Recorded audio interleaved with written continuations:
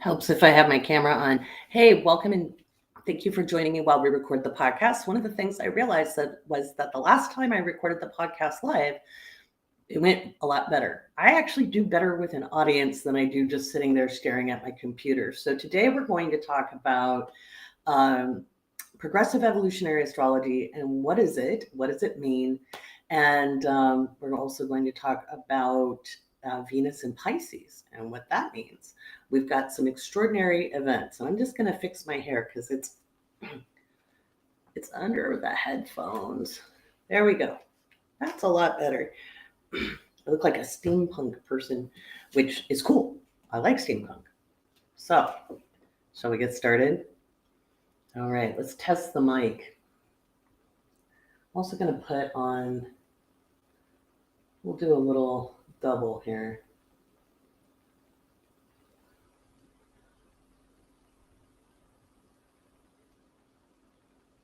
Now, one of the cool things that we're going to be doing is we're going to just do a segment or two because I actually interviewed my apprentice, Mackenzie, about her process of being my apprentice and going through the hoops to be able to start reading natal charts through my website because I need some help to be able to reach as many people. And I can guarantee you, she is no slouch. She's a remarkable young astrologer. And I'm not dumping her in at the deep end. And we kind of talk about that in that segment. So you're not going to see that. You'll have to tune in for the episode for that. But today, I'm just going to do a segment or two because speaking of readings, I have one in about an hour.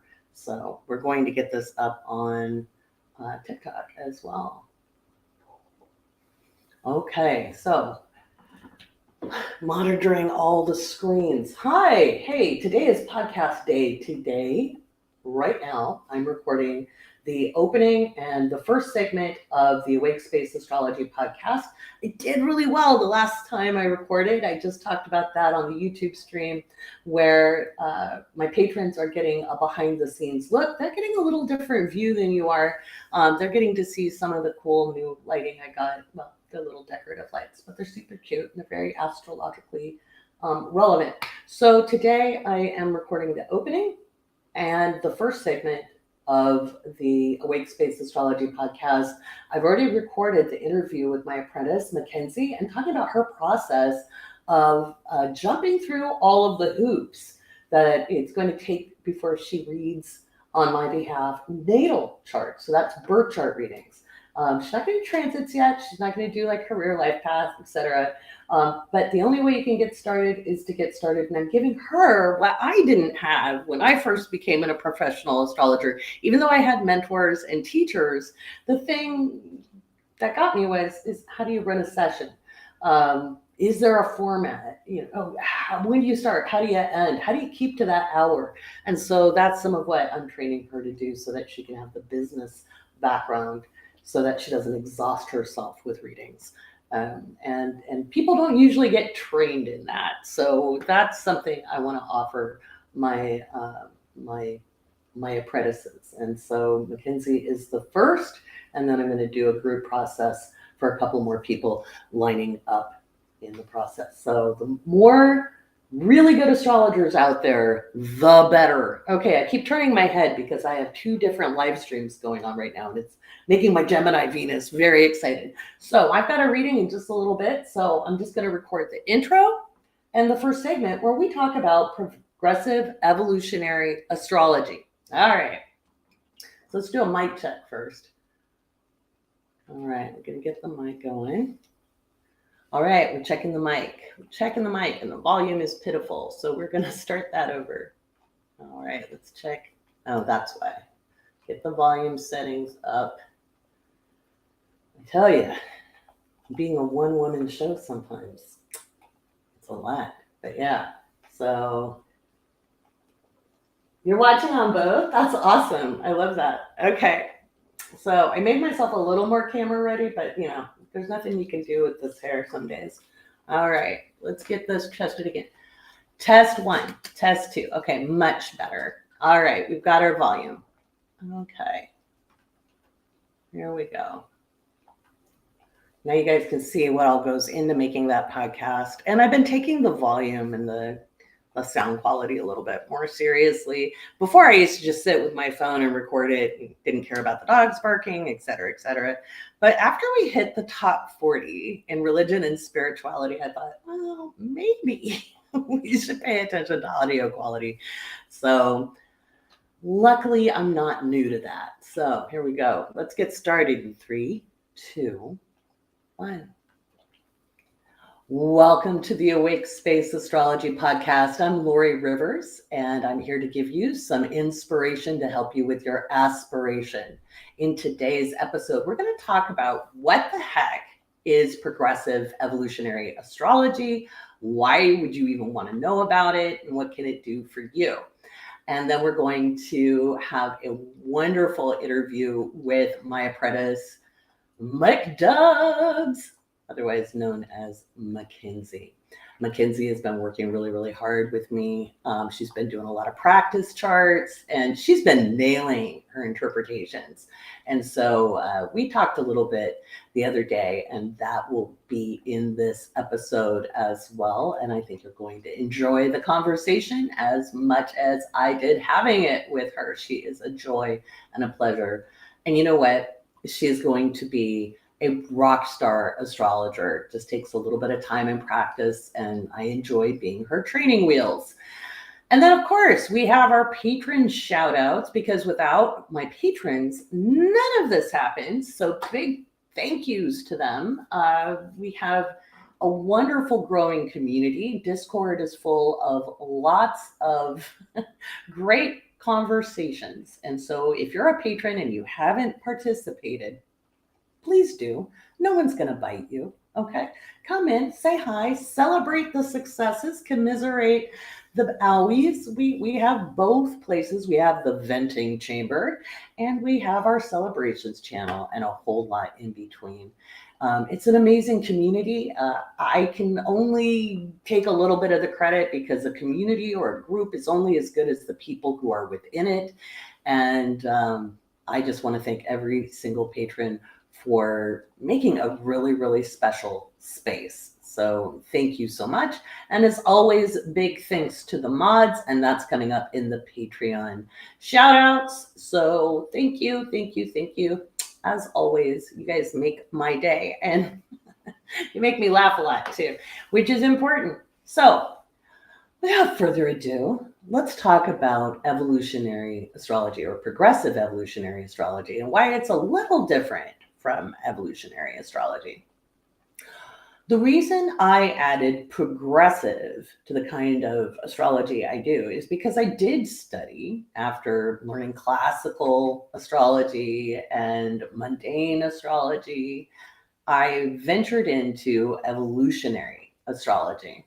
And I studied with Jeffrey Wolf Green, and of course read Stephen Forrest. I used to write back and forth with Stephen. He's a pretty cool dude.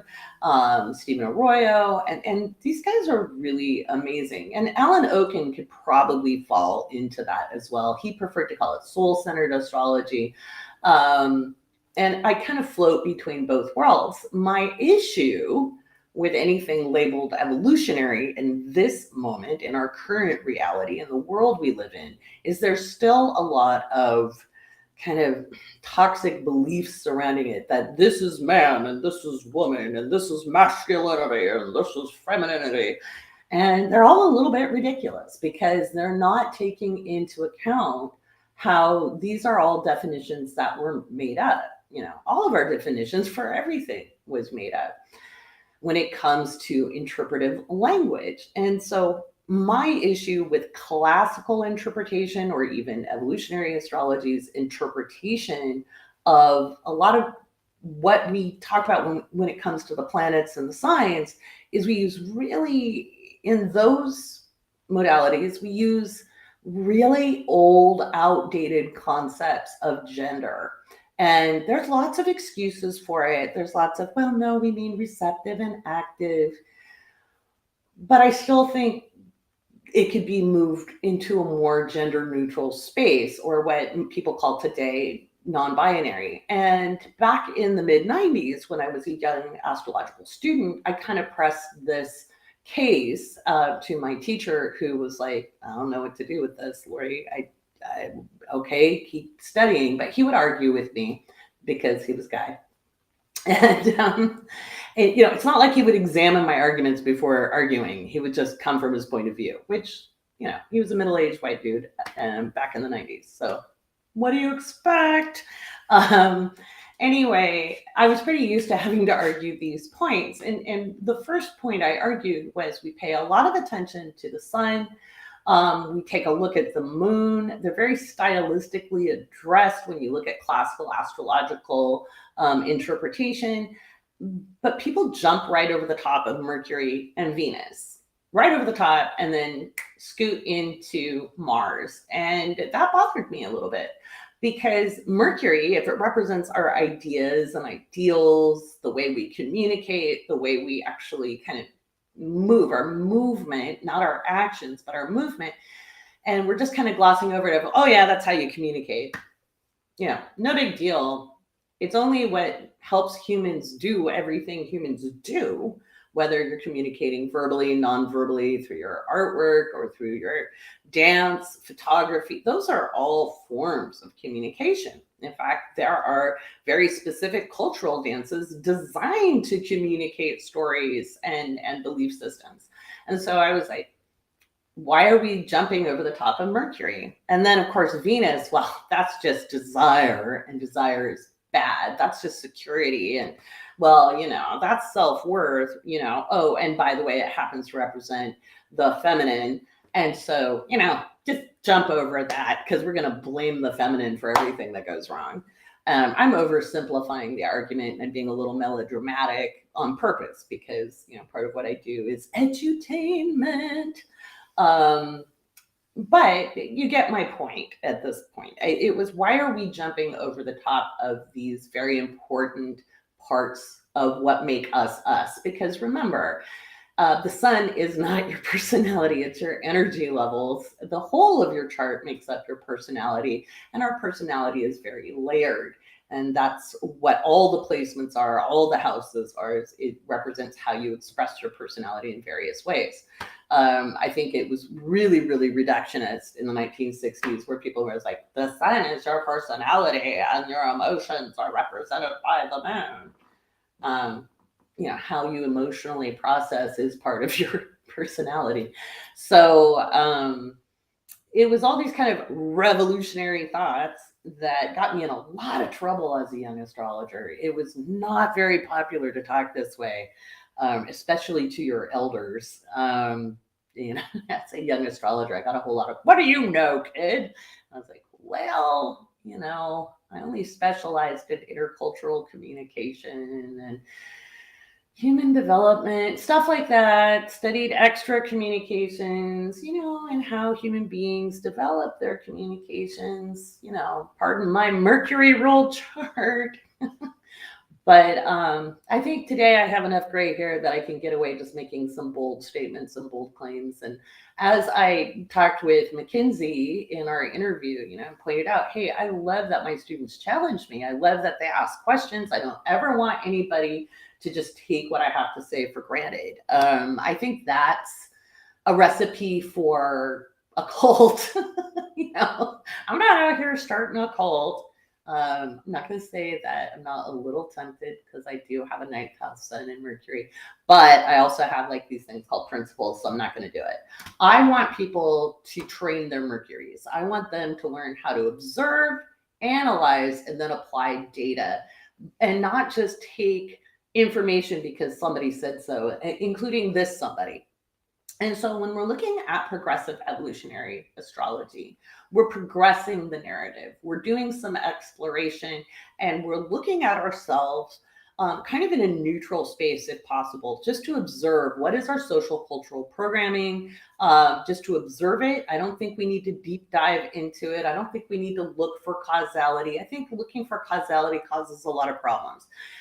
If you think about the TikTok sound, oh no, the table, it's broken. That's a really good example of how causality doesn't really fix the problem. So if the table is completely smashed, knowing that the dog broke it isn't going to A, fix it, or B, get you a new table. So I think we can identify things. Oh, look, the table is broken. And then determine, do I want a new table? Do I want some just TV trays? What do I want with this? Now that I know, I have this belief about myself, and I really prefer us to look at our own selves. I have this belief about myself. I have this understanding of myself. Um, Now, what do I do with it? Do I want to keep it? Is it valid? Are there other ways of looking at myself? And so training your Mercury helps you observe and then analyze a little bit and then apply that knowledge. And you can do that through studying your natal chart and learning about transits and kind of expanding your own narrative about you instead of using the imposed narrative you've been given. So when we look at the first house, which is your I am nature, everybody assumes that that's automatically your authentic self. That's how you present yourself to the world. That's how you see yourself. It's how you present yourself. The thing is, it's from our earliest moments in life, our identity is presented to us. We are told who we are. We are told this is true about me, whether people feel I'm attractive or unattractive, whether people think I'm a go-getter or not, whether people think I'm too loud, too small, too big, too much, too little, not enough, overly much, et cetera, et cetera. And so we get all these programs or thoughts or stories about ourselves, and we grow up believing them because, these big people that are much bigger than us seem to have things going on for themselves, the adults in our lives, whether it's parents, teachers, elder siblings, neighbors, people important to us, people who aren't important to it. We take in a lot. And then we have the media, which includes television. I love how everybody's going after social media right now, but they leave television the hell alone. And television is hugely responsible for programming social narratives. Hello, looking at you, Fox News. But all of it is indoctrination. And so when you can train your Mercury, you're better able to unpack those ideas about yourself. You're more able to take a look at how you want to be. And when you use more modernized descriptions and definitions that are a little less steeped in very archaic, we can speak, archaic narratives, then you're able to describe and define for yourself where you want to go. You can also then expand your understanding of your own innate value. That's Venus, that's your second house, how you bring your security to yourself, what matters to you, like breathing, because that's Venus. Venus is the things we find important. It's the stuff we love to collect. It's and it's many different things. We don't just collect one thing. We can collect stories, we can collect people, we can collect books, we can collect gold doubloons, we can collect adventures, we can collect businesses, we can collect tons of stuff. You can collect anything. And so those collections sometimes start out because somebody else got us started. Sometimes it starts out because we actually have a genuine interest and things really float our boat. We live in a very commercialized society, and we have been programmed to believe what we want. And there's a famous Steve Jobs quote is, people don't know what they want until you tell them. Okay. And there are billions of dollars spent to impair your vision of yourself and knock down your self-worth. And that's in the marketing and advertising worlds. And so with Progressive Evolutionary Astrology, we can unpack these narratives. That's what the mystery school curriculum is going to help people do. Not live or believe the way I believe. I'm not going to give you my idea because only I can live my life authentically, but I have developed the process for you to describe and determine that for yourself. And I think that's a very, very valuable thing when you can know what is you authentically, what are your wants, desires, hopes, dreams, and aspirations that are authentic to you. And then how do you communicate this, these thoughts, dreams, ideals out in the world? And that's what Progressive Evolutionary Astrology is. You're never going to hear me talking about the divine masculine and feminine. I think it's a load of crap. I'm just going to be bold about it. The divine itself, the universe, is it's neutral. It's too big for set genders. And you're like, but what about deities, Lori? And I'm going to argue that human beings are so strong in their thought nature, okay, so strong in their thought nature that we created the deities. We did that by imagining, and this is a great time to talk about imagination because we have Jupiter and Neptune, and now Venus in Pisces. So we imagined, remember, Jupiter rules belief systems and Neptune rules faith.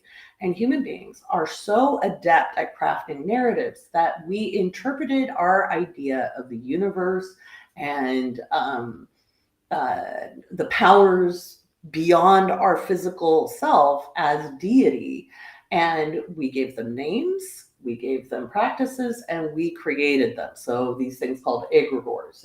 That's a common concept being discussed here and there by especially some people in my age group, because we were unpacking religious doctrine as well when we were in our 20s and 30s, especially in the metaphysical arena.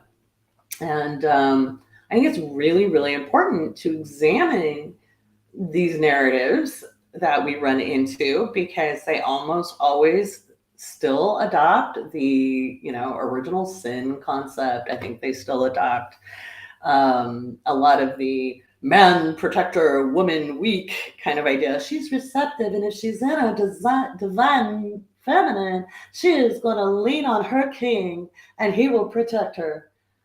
I don't know. I've been in the spiritual community.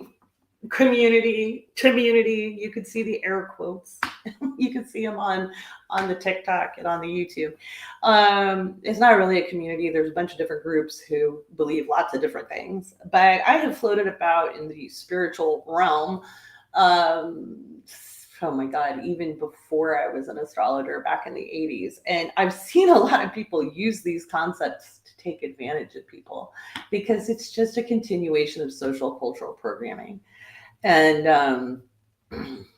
I think it's up to each individual to decide how their divine nature expresses itself. And I think overly relying on these set definitions is again, it's a control mechanism, and that's an anathema to this person. So I think it's really important, like in all things in life, that you can't have an achievement of any kind, whether it's physical and material or spiritual, if it's not self-described, because if you're operating off of somebody else's ideals and ideas, they're not really yours. And so anything you achieve can end up feeling hollow and meaningless, especially if you're trying to prove your value to somebody or shine in a certain way that gets certain people's attention. You're just going to kind of fall short on yourself, and then you're going to wonder what's wrong with you. And I speak from personal experience on that one. As a young person, I achieved a lot of the goals I set for myself very young. I had this big list as a teenager, and everybody was like, oh, you're going to be 30 or older before you achieve all that stuff. And really, by the time I was like 21, 22, I'd done a lot of it. And it wasn't as exciting. Like, getting there was exciting. But once I had it, then what did I do? And how do you make new goals? And how do you make new dreams when you've been told all these things are really, really hard to do? And it wasn't that they were easy to do. It's just I'm a very determined person. I kind of wrote about that in the horoscopes yesterday, about being determined. And it wasn't that I had a bunch of people paying my way either. It's just I kind of had my head down and just plowed through things, which people would say isn't very feminine.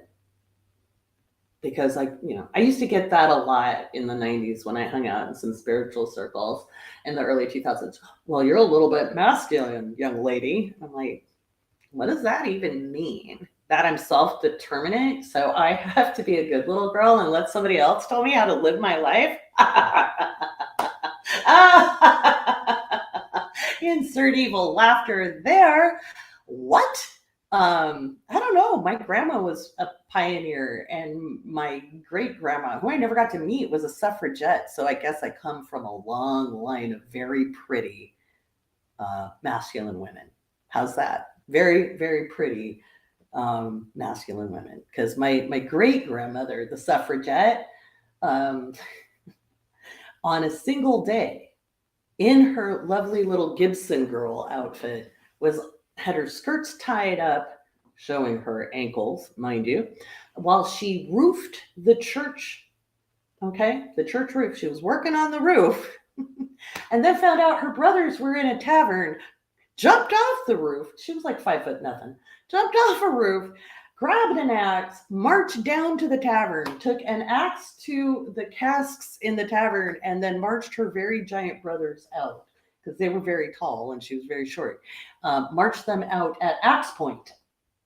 So yeah, I guess I come from a long line of very pretty masculine women. Oh well. By the way, my grandfather was very progressive and very much appreciated strong women. And so did my great uncle. And he once warned my brother that men in our family have a taste for intrepid women. By the way, that was the Pacific Northwest. And maybe because he just had to be a little tougher at that time. I don't know. But the idea that you have to be like, oh no, where is my man? When will he save me? Just makes me laugh. It makes me laugh. So that all of that is just really unthought out dogma that keeps being perpetuated, and it almost never ever benefits the woman, and it doesn't benefit men either. So like that whole, you must be strong like bear. Yeah. Okay, give me a bear hug. How's that? I think we have to examine these stories critically, and really look at what's the purpose of these stories. Is it to enlighten people or is it to keep them in boxes? And when we look at how so many people in the spiritual world, here comes the air quotes, spiritual world alert, went down the stupid path of the the people who support really right-wing ideals, very bigoted ideals. It's because they never unpacked the dogma of where they left. They usually left a fairly conservative belief system.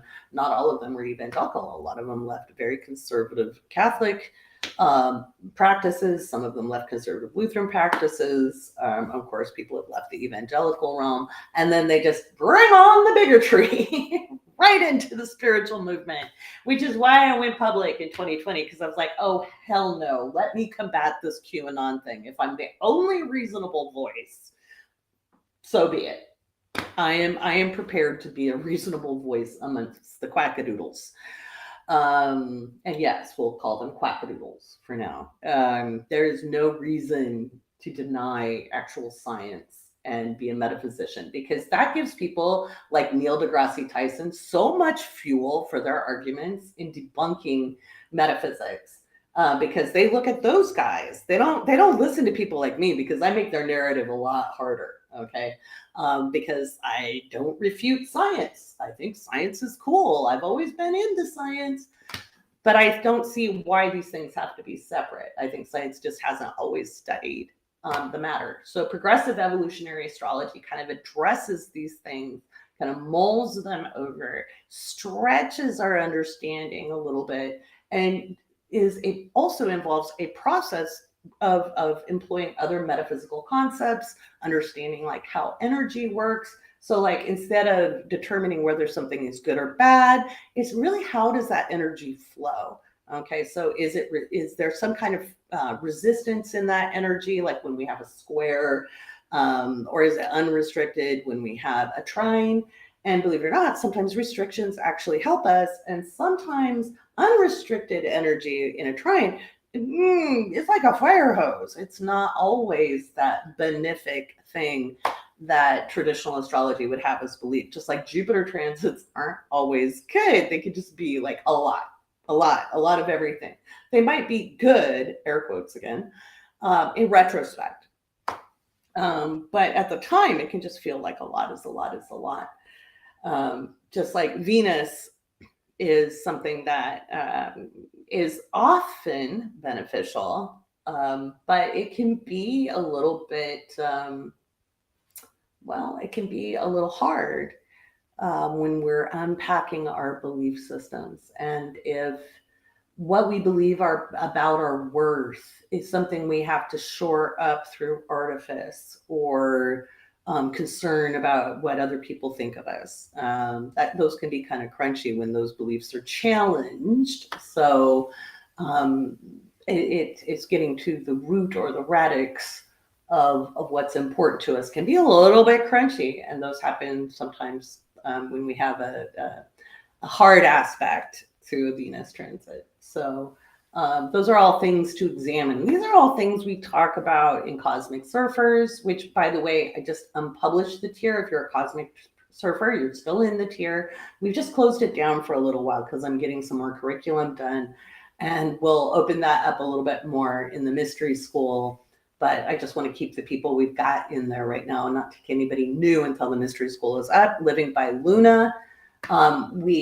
We explore things a little differently in Living by Luna because we look at the moon being a little more causal because of its proximity to Earth and the fact that it governs the tides, etc. It does govern daily activity. And so we're journaling our observations. We're learning how to observe, analyze, and apply that information. We're about to ready to kick into some application studies here real soon. So that's exciting. So, and in the transit class I'm teaching right now, we're talking, starting next week, I'll be going through the planets. So we'll do the luminaries next week, which is the sun and the moon, and kind of looking at what they bring to the table by transit. So that's super exciting. So yeah, that's pretty much what Progressive Evolutionary Astrology is. If you're a patron, I'd love to talk with you about this, coffee with Lori at the end of the month. Answer your questions there. You can ask me on Discord. Just go ahead and tag me. I'll be glad to answer some. But that's going to be the end of this segment because I need to get ready for a reading. And coming up next, we'll be talking with the astrologer's apprentice, Mackenzie. Da da da da da da.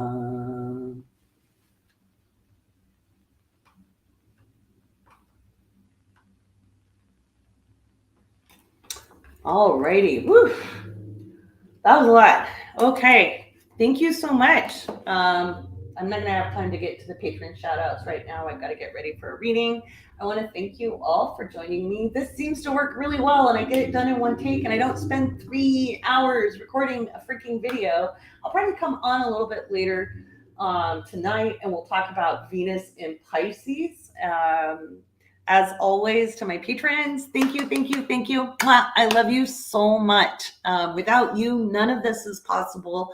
You make the TikTok, which it's over here. You can get a little peek. Here we go. See, there's the recording. I'm just showing folks on TikTok. There we go. And that's some of the cool stuff. But yeah. So it's been super fun, guys. I'll be on TikTok tonight talking about Venus and Pisces and what that might mean for everybody. I'm also going to be talking about it on the podcast. So maybe I'll do the podcast live again, and we'll talk about Pisces through the houses, or Venus and Pisces through the houses, and what she's bringing to us, because she's going to join it up with Jupiter and Neptune later in April.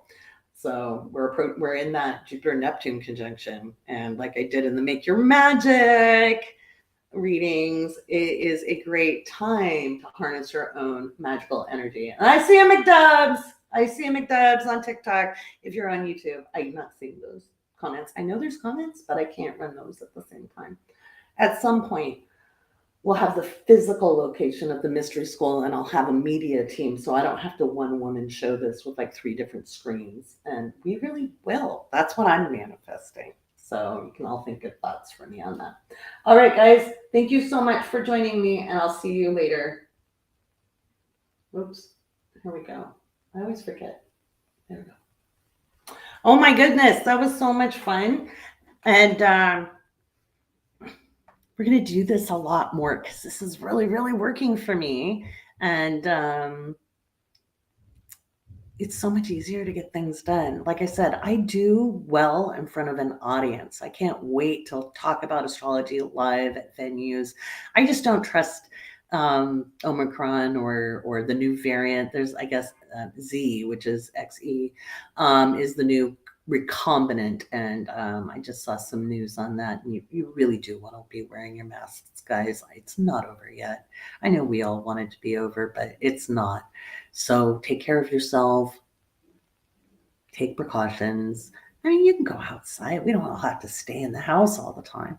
Just don't go to crowded venues. Be careful, okay? Much love.